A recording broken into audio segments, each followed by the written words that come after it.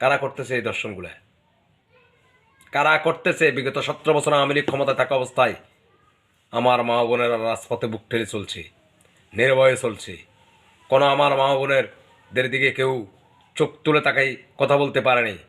কারণ প্রত্যেক রোডে, প্রত্যেক আনাচে কানাচে মুজিব সৈনিকেরা পিটছিল, বঙ্গবন্ধুর সৈনিকেরা পিটছিল, ছাত্রলীগ, যুবলীগ, স্বেচ্ছাসেবক লীগরা পিটছিল। এই কারণে সন্ত্রাসী জঙ্গিরা দর্শন করতে পারে নাই। আজকে যখন আওয়ামী লীগের নেতা কর্মীদেরকে মিথ্যে মামলা দিয়ে প্রাইম মিনিস্টার শেখ হাসিনাকে বাংলাদেশ থেকে উৎখাত করে আজকে বাইরে, আজকে তারা দর্শন, গুম, খুন, হত্যা, মার্ডার, বাড়িঘর, আওয়ামী লীগের নেতা কর্মীদের উপরে অত্যাচার যেগুলা করতেছে, এগুলা বিশ্বের ভিতরে কোথাও নাই, শুধু আমার বাংলাদেশে আছে। আমার বাংলাদেশ তো আমার বাংলাদেশ নাই, আমার বাংলাদেশ হয়ে গেছে এখন জঙ্গলি রাষ্ট্র। তবে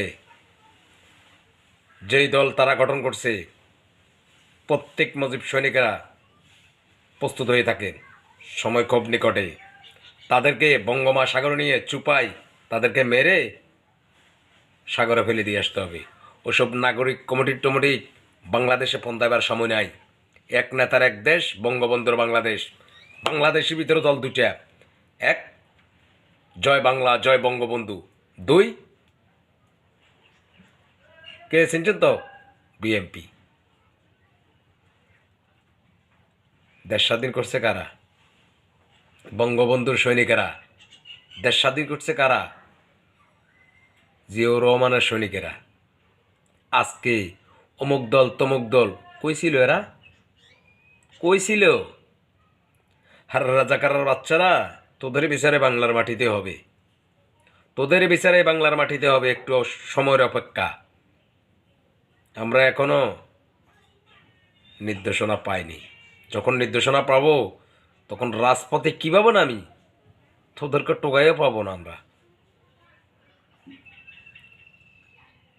যত জেলার হইতে, ইউনিয়ন হইতে, ওয়ার্ড পর্যায়ে হইতে নেতাকর্মীদের মিথ্যে মামলা দিয়ে রেখেছিস, শুধু তাদেরকে একবার ছেড়ে দে।